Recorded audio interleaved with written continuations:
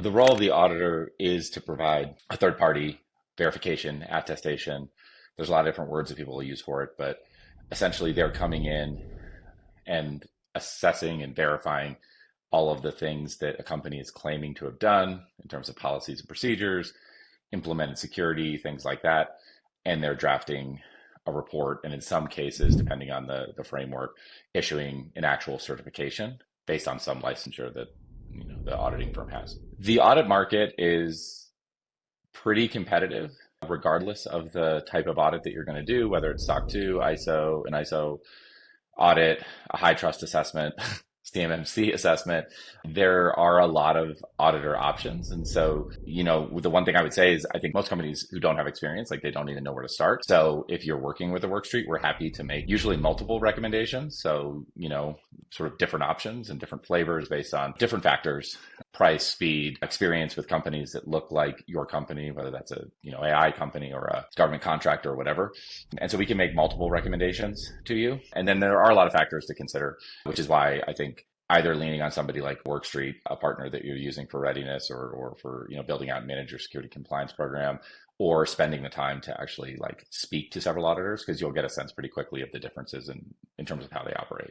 The audit firm is becoming more of an important topic, I will say, especially with SOC 2, because there's a lot of discussion and debate about SOC 2 and the quality of SOC 2 and the differences in quality between SOC 2 audits and SOC 2 auditing firms. And so there definitely is a difference in perception, I would say.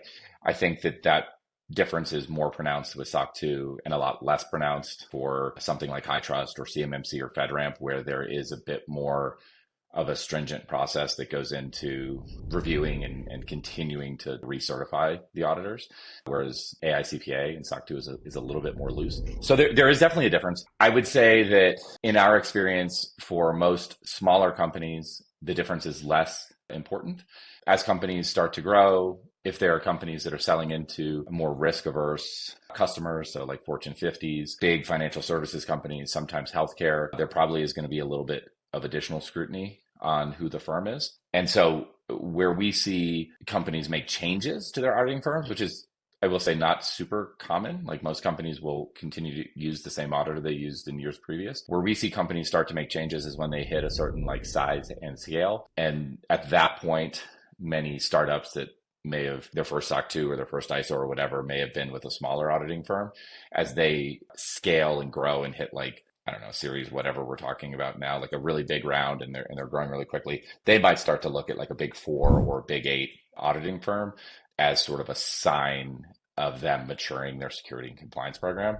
But on the startup side, I would say that from what we have seen, there isn't a huge difference in terms of how the market perceives SOC 2 reports, as long as the auditor is an approved AICPA auditing firm and not just a CPA signing SOC 2 reports. There are a lot of things that you can look at when you're in assessing an auditing firm, and there are several new sort of community-driven developments which are actually meant for third-party risk teams that are reviewing SOC 2 audits reports, kind of how to assess the quality of the report. I would say that those are definitely worth looking at. They give you kind of a pretty good foundation of the things that you as a potential customer of an audit firm should be asking and looking for.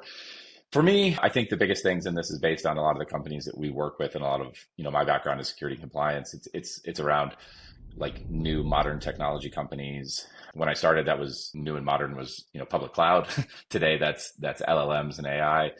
I think that, talking to them about the technology, getting a sense from them if they understand the type of technology that's relevant to your business, if they have more of that technical background and more of a technical understanding, I think that you'll end up with a much better audit experience and probably a much more valuable audit report from an auditor that really understands your technology. So that's one of the biggest things I would look at and really lean into. There are other factors, and these are very business dependent, which would be cost, speed, like how long does it take somebody to develop a report? Like if you have a deal block, like those are things that are very specific to like company situation. But for me, the biggest factor is like auditor experience with the technology that you're running, or their ability to understand the technology that you're using so that they can deliver an effective report and really like effectively assess the controls that you have in place for that technology. The outcome of an audit is an audit report, and there is variety in terms of the value that companies and the market get out of those reports. I think the most valuable reports are written by auditors that really understand the companies that they're auditing. And so from the company's perspective, that is different than I think the way that most people view working with an auditor.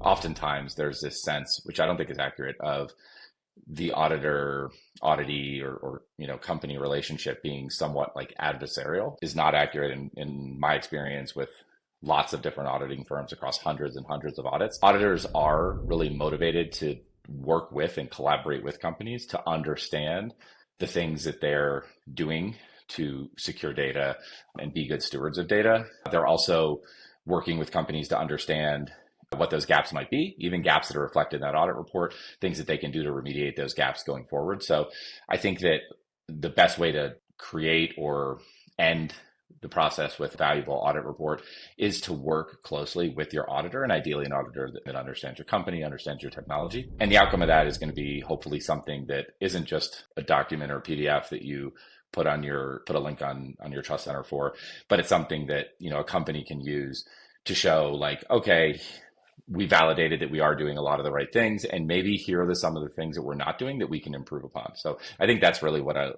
valuable audit report looks like. In our experience, when you're going through the process of selling to another business and you're sharing your audit report because they've asked for it as a part of that process, there isn't a lot of scrutiny on the report itself. There may be some additional questions or even like entire questionnaires that are asked based on what is in your report. Like, so a good example is if you have a SOC 2 report and that SOC 2 report is only covers like security as the one trust services criteria, and you haven't done any of the other trust services criteria, you might end up getting a questionnaire around privacy because you didn't go through the audit and nobody's ever attested that you're meeting the privacy controls that are part of the privacy trust services criteria for SOC 2. So it might drive additional questions.